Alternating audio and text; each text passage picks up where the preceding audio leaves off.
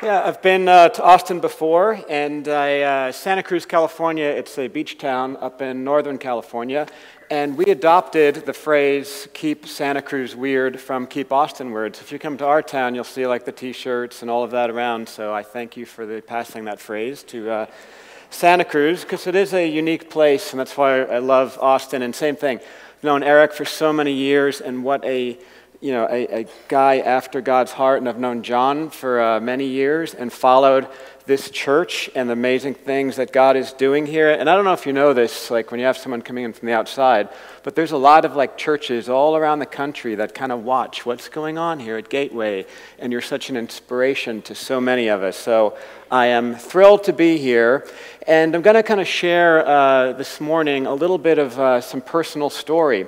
And kind of how I moved from living in church land to kind of moving into Graceland and understanding what Christianity and what it meant to follow Jesus is about. Because I would have had no concept that I would ever be a Christian. I can't even believe that I'm out like speaking about Jesus and part of a local church now, because I used to think that Christians were like the last kind of people group I'd ever want to be part of or know. But this is what I want to share about this morning, is that it only takes one Christian living out their faith to dispel someone else's negative understanding of Christianity and change their life forever.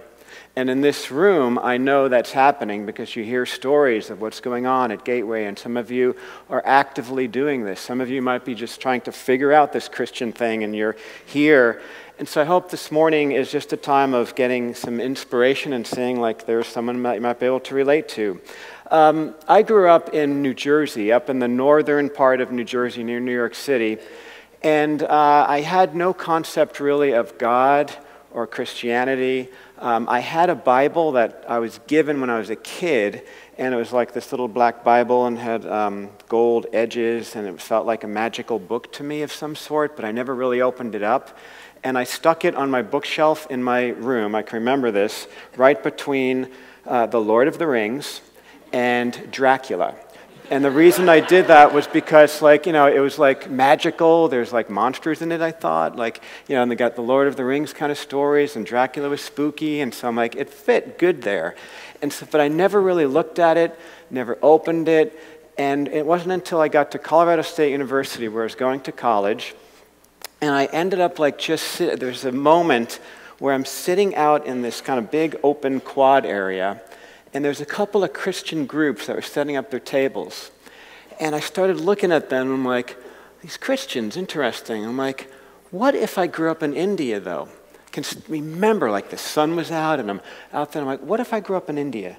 Is this just the suburban American kind of thing that you do? Would I be a Hindu if I grew up in India, or a Muslim? What if I grew up in China? What if I grew up in a place that, Christianity was not the suburban sort of religion out there? And it was really haunting to me because I saw so many younger people that, you hear like they're all around college and there's these Christian campus groups. I'm like, how do I even know this thing is real? And I began this sort of like exploration, and I believe it was God. Like, I was opening up my heart and my life. I'm just like, is this stuff real? I don't know. And I think God saw a college student at that time who was just opening up my mind and my heart to like, could this be real? And then God started working in my life. And I just know that it wasn't, I'm going to share this, like it was one person who made a giant difference in this. And he was a very ordinary person in helping me understand who Jesus was. But let me kind of get to that point. Because when I first was thinking about like this thing called Christianity, I would open up this book, the scriptures, and I'd be looking at this thing like, I can't make any sense of this. Like the words in here, when you'd see like Corinthians, and it felt like a medical dictionary, or there was names of viruses and certain things, because I wouldn't know what was in here. And I found this little pamphlet that said, like, here's some Bible verses to look at. So I can still remember, like, I was even be at parties and stuff on campus, and I'd be like opening up this Bible and looking, like, this stuff's kind of funny. But I'd be reading these passages for the very first time. Passages like the book of John, chapter 10, verse 10. And here I am, like, brand new, exploring is this, and I'd see passages like the thief comes only to steal and kill and destroy. I have come," and this is Jesus speaking here, "that they may have life and have it to the full." And this is Jesus. The context is Jesus is sharing about he's calling himself the Good Shepherd, and he cares for sheep. He's using a metaphor because they were agricultural and they understood all of that at that time. And he's giving this sense of like he cares, and we're supposed to have this life to the full, and Jesus wants us to. And I like looking up, like, what are these verses I'm supposed to read? And I'd look up, like, 1 John 1:9, these classical kind of Bible verses. Like, if we confess our sin, the word confess actually just means to agree with God, our sin, and sin is simply when we miss, the perfect way we're supposed to live, and we all sin, and that's what the scriptures always teach. But I remember, like, reading this, like, he is faithful and just, and he'll forgive us and purify us from all unrighteousness. Now, I was heavy in the music scene, and I was in a band, and I was doing all of the things times 10 that bands do. And I can remember reading this, like, God will see me as pure and righteous, even though I've manipulated people and I've done this and all, like, he will see me as, and I'll be cleansed in that way. Like, I'm reading this, and I'm like, this is really something about this Jesus. Then passages like John 14, and reading, again, for the first time, looking up in a pamphlet, like, all right, and I'd thumb through it because I had no idea what these numbers even meant. Things like, Lord, we don't know where you're going, said a guy named Thomas, one of his followers. How do we know the way? And he says, I'm the way, the truth, and the life. No one comes to the Father but through me. And I'd be like, I don't know if I like that. What about other things? And so this haunted me. This got me wondering, like, is this stuff true? But I was so drawn to Jesus. I started reading about his life and started reading his teachings. And I loved that he would take on kind of the religious hypocrites, and he would call out things that were wrong. And I was like really getting into Jesus. And then along the line, I'm like, well, I better probably like check out churches. Or like, I know if you're trying to figure that out, I guess church has an answer. And so I went to one on campus, and I read about it. It was like an on-campus meeting. It was in several hundred people meeting in a classroom, and I was in this punk rockabilly band at the time, and music still is very, very important to me. And I walked up because I read in the new school newspaper, like, there's this meeting, and so I went. It was a Wednesday. Walk up to the back of the place, and I heard music, and I opened up the doors to a classroom, kind of a long, big lecture classroom. And I'm like, oh my gosh, like what happened was the first thing I noticed was the music, and it felt like commercial jingles. Like I remember like everybody's clapping like this, and I'm like, I've never seen anything like that before. And I'm like, wow. And then what I noticed was there was a flood of pastel colors. And at the time, it reminded me of that television show from the 80s, Miami Vice, if you happen to know. And they all wore these colors, like, and that's what it looked like. And I'm like, Christians are into like 70s commercial jingle sounding songs, and they wear Miami Vice clothing. So it was like, that was my understanding of this. I was in there for about 5 minutes, and I'm like, I don't belong here. I just remember like, I don't belong here. And I was like backed up, and I left. But then I'm reading about Jesus, and I'm wondering, like, well, what do I do with him? And I kept feeling I should somehow find Christians to talk to. None of my friends were about what is this? And so I'm like, all right, I'll try like a normal church. And there was one that was across the street from my dormitory, and I asked my friend Randy, will you come? He's like, sure. So we went over to this building, and it was a very traditional, denominational kind of a church. Walk in, and it was like the opposite experience. This one was like there's organ music playing, and everybody was hushed and quiet, and there was like a bright red, orange carpet. I can remember that, like those. And then there was pews. And if you think of this, pews, those benches, like the only other place you see pews is courtrooms. And so I'm like, it feels kind of like a courtroom. And here was this thing, and like the music then stopped, like, and you wouldn't talk, and we're stuck in a pew, and then all of a sudden this man pops out of the back, and I'm like, where'd he come from?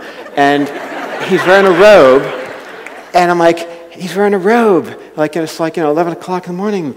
It's like I'm like, my mind's interpreting, like, it's like Hugh Hefner, because I don't understand who he is. And then he gets up, and I'm looking at it, and I'm like, wow. And I knew the Pope, like on TV, because I saw the Pope, but I'm like, I didn't realize what they do. And he's up there, and he talks like in this deep monotone voice, like, good morning, people of God. And I'm like, wow, it feels like he's acting almost.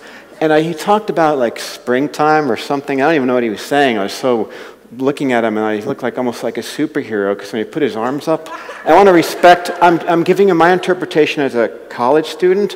I don't want to disrespect people who use robes, but I'm trying to interpret it, and I'm like, look at this, and is he gonna, and then he held up a cup, and this is the part, I'm like, he pulled out a big goblet, and he's holding this cup very much like that, and he holds this thing up at this point, and he starts like holding up, and I'm like, oh. And he's like saying some words. I'm like, he's going to do like a magic trick and pull something out, because I didn't know what he was doing.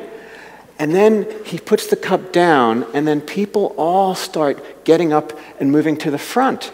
And I'm like, what are they? I'm like, and I'm stuck. I'm like, what do I do? I'm like, and so me and my friend got out, and we walked up with the group, because they're all like kneeling down. They kneel down at this bench thing, and there's like a little railing. And the Hugh Hefner guy was like, saying, and then what they do is they pass the cup. Like, I now know this was the Lord's Supper, what they were doing at that time. Like, I have no idea what they're doing. They didn't explain it. And the cup comes down, and they're whispering things, and they say, like, the body of Christ shed for you. Take of it and eat. Like, that's, I believe, what they said.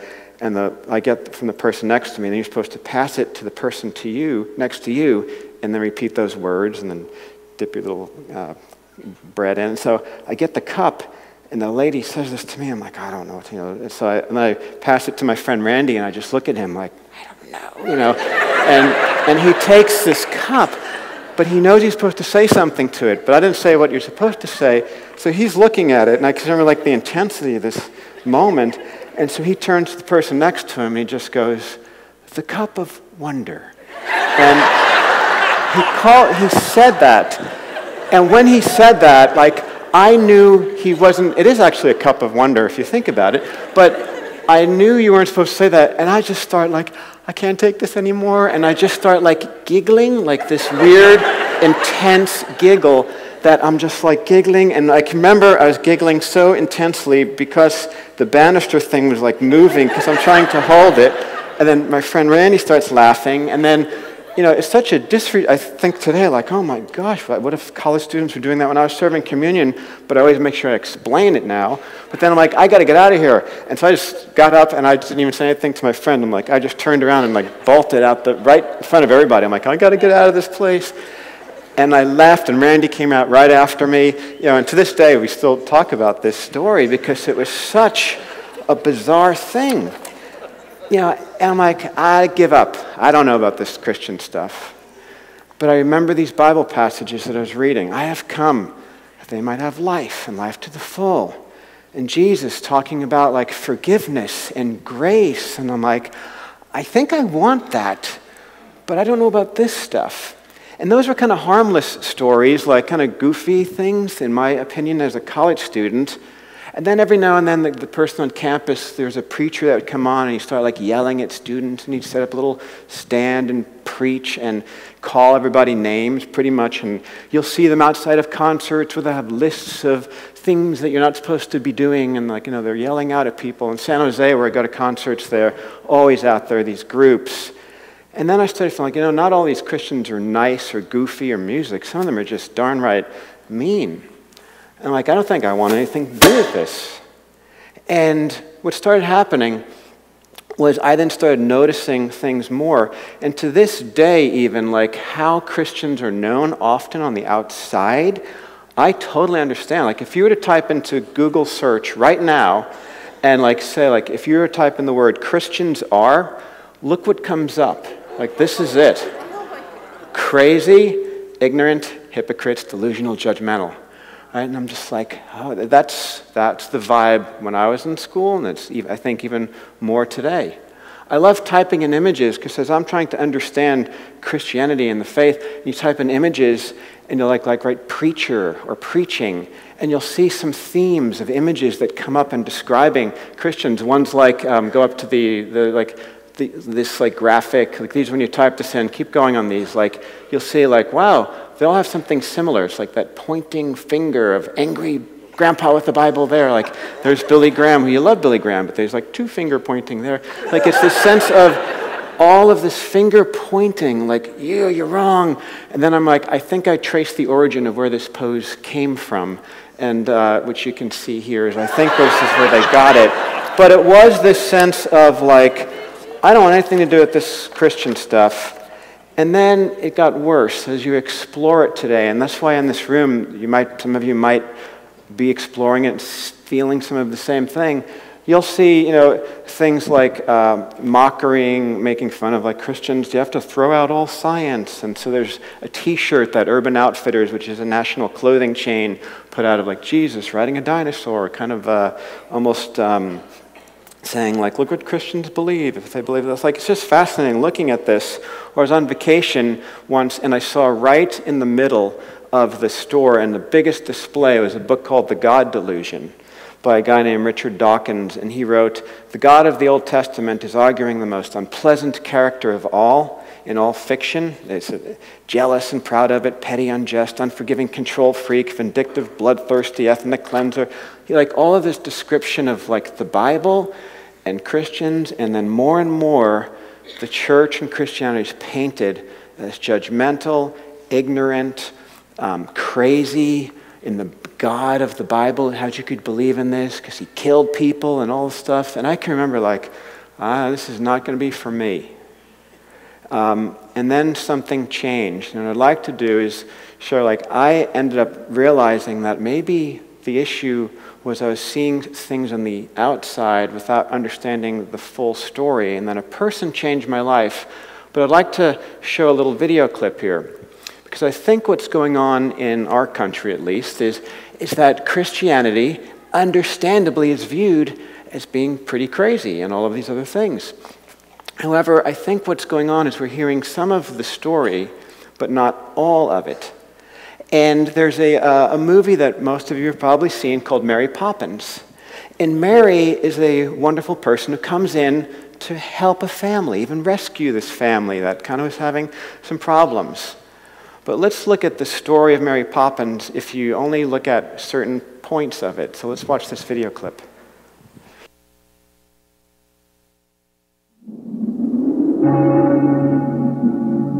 Stay awake, don't rest your head, don't lie down upon your bed.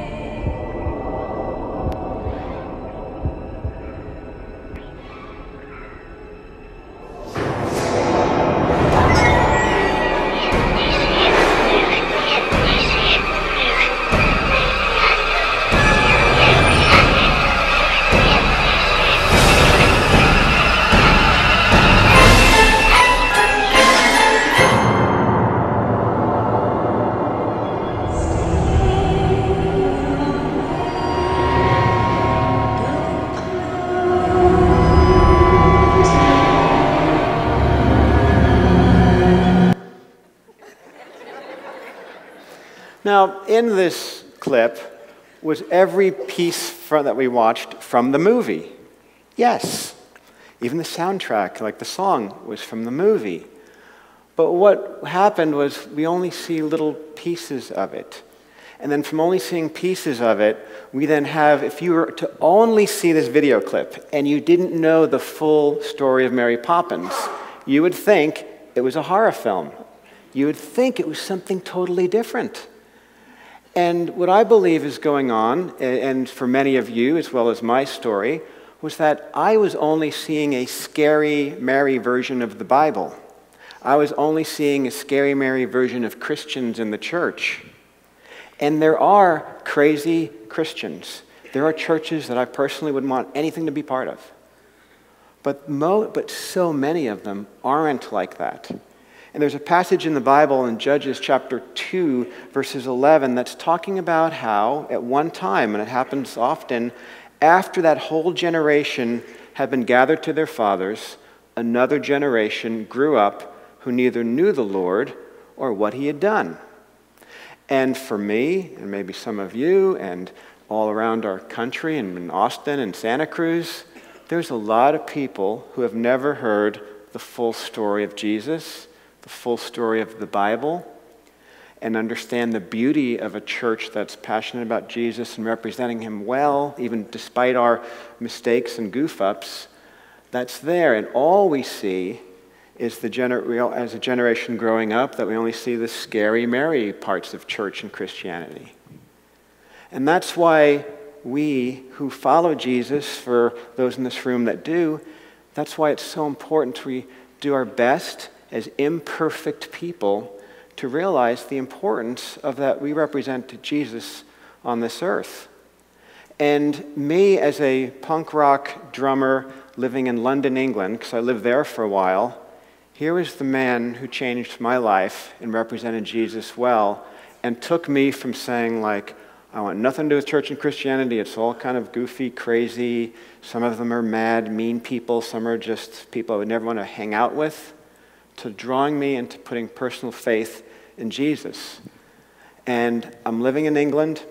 I was drumming in this band there, and I was walking by a little church building, and it happened to have, it was a lunchtime, and I was working temp jobs, and there was a sandwich board sign, and this thing said, it was all like weird writing, like scrawled out, Bible study today, inside, all welcome. And I remember, like, I had a Bible in my bag, so I was still trying to read things. I'm like, let me take a peek in there. And I opened this door to this little tiny church building that was sandwiched in between a bunch of businesses. And there was about 4 elderly people sitting in a little circle right past the door. And I'm like, yikes. And one of them looked up, put up this photo. This is a man on the right. His name is Stuart Allen. He was 83 years old. And I'll explain the Ovaltine. He is there, and he looks up. There's a circle, like, and he looks up, and it was almost like they were almost shocked, like, that sign's been out there 25 years, and you're like the first person that's ever walked in. But he looks up at me, and he goes like, here for the study. Like, if he didn't say that, I would have been like, oops, sorry, and I would have left. But because he said it so sincerely, with this like twinkle in his eye, I'm like, okay, right? And I sat down, and then he had a thermos, and he pours something in this thermos, and he hands me something, and he's like, oh, I'm Ovaltine. And I'm like, oh my gosh, like Christians are so bizarre. Like, what's this ritual? And I was so nervous, and I just I drank it so fast, and then I handed him back, because I'm like, this is, and then he looks at his other friends there, and he pours me another one, and he hands me, and I'm like, uh-oh, what if this is some strange cult? And I'm going to wake up like chained to the basement of this church. They just drugged me, and there'll be a bunch of elderly people poking me with sticks or something. Like, I didn't know what I was getting into, but what ended up happening was that little group of elderly people, they never judged me for the dress I was wearing at the time, or my hair used to be like 3 times higher, and like the whole scene. They never made one comment about my appearance. They never made me feel bad about questions. They loved me. They cared more about how do I know Jesus? What is my life with him? I experienced the beauty of Christian, to use the word, community. After the meetings, we'd go down into the basement, and I went on a Sunday there to experience the church, and it was like a backwards sort of church. It was like there's about 18 people there. They're all mainly elderly. Stuart, the pastor, he was at 83, he played the organ. Then there'd be this big pause, because it would take him a while to walk to the pulpit. I can remember that. And then after the church meeting, we'd go in this kind of smelly basement, and then there'd be like elderly ladies, and I loved it because they'd make me sandwiches, and they'd almost fight, like, eat mine, Dan. No, eat mine. And they'd be like, no, he's going to eat mine today, because they loved there was someone young there, and I'd go home with this big bag of sandwiches, and it was great. But I'm telling you, they cared. It was like the most beautiful experience of authentic people following Jesus, who welcomed questions, welcomed the fact that I was maybe even different thinking, and brought into their midst. And the love of Jesus came out of this group. And Stuart Allen and that tiny elderly church showed me for the first time that all Christians weren't judgmental and all Christians weren't non-intelligent, because it was very important to me. Is there thinking reasons, of rational reasons why you can trust Scripture, and about what makes this whole thing even real to think about, not just another myth of some sort. And they believed in me. They ended up even asking me to help out in the church, and I couldn't believe that, because it was an honor to help even with this small group there. And what I learned was that, yes, the church is messy, and there are embarrassing things that have been done by Christians. To this day, there's embarrassing things that happen all the time. But that's all the more reason that that I know that I want to try to represent Jesus well in this world. And we all need to be like Stuart Allens to other people. And what I use him often for an example, because he wasn't a super charismatic speaker. Their church was not like, all the wonderful things that we have here, in this building, and the stuff, say, in the church that I'm part of in Santa Cruz, and the things we do there. I mean, it was like, you can think, what's the strategy of let's reach a 23-year-old punk rocker living in London, England? Let's get a bunch of elderly people in Ovaltine. Like, it wouldn't make sense normally in our thinking. But God uses these things, and He uses authentic, goofed-up people that care about God, that are pursuing Him, that we believe in Jesus, and He helps us, and then we care about other people. And because when we care about other people, it might be a cup of Ovaltine. It might be inviting someone out to dinner. It might be going to a movie. I mean, like the most simplest, odd things, I believe, are what God builds into us in that sense of relationships and trust, and the questions come up. And then I learned from Stuart, did not even realize that C.S. Lewis and J.R.R. Tolkien were Christians, intelligent people. I had no idea. That kind of blew my mind. Like, I can't believe that they're Christians too. I learned that Johnny Cash, and one of my rockabilly legend Wanda Jackson heroes, she dated Elvis, and she puts a lot of music like that they were Christians, and through the ups and downs and the good, and they pursued Jesus. And I started realizing, maybe all these Christians aren't that bad, and I ended up putting faith in Jesus and been following Him since, and been passionate to want to try to represent Him well in this world, because there's so many understandable things of why Christianity in the church is seen as like scary Mary, scary Bible, scary Christians. But we can change that. This church is changing that. You're known, I know, across the country actually, as a church that's changing that. But it's not like the church, it's you as individuals.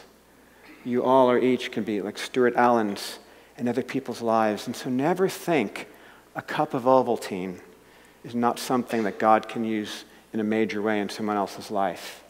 I just was talking to a Christian last night in Austin, and he specifically walks around and just meets his neighbors on Friday nights and talks to them because he just wants to represent Jesus well.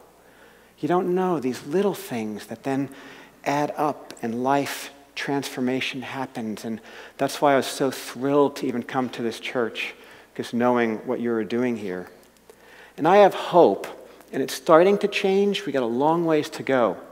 But maybe in 10 years, like when we type in Christian czar in the Google search engine, and instead of seeing these kind of things that come up that are like, crazy ignorant, that if we're Stuart Allening enough, and for Gateway Churching enough out there and representing Him, that it'll change, and they'll see this kind of, instead will be known as loving, kind, intelligent, patient, forgiving.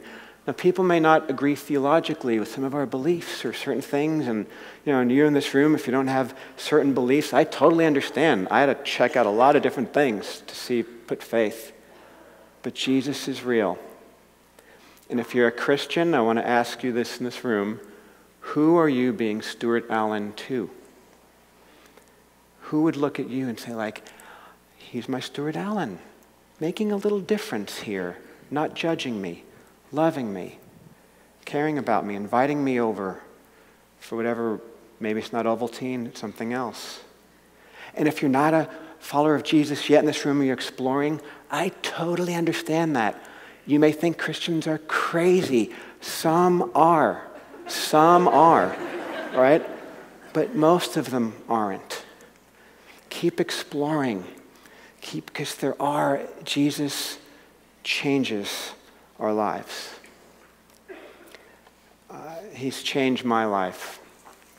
I can't believe, that the beauty of knowing him, and I can't even imagine what my life would be like without him.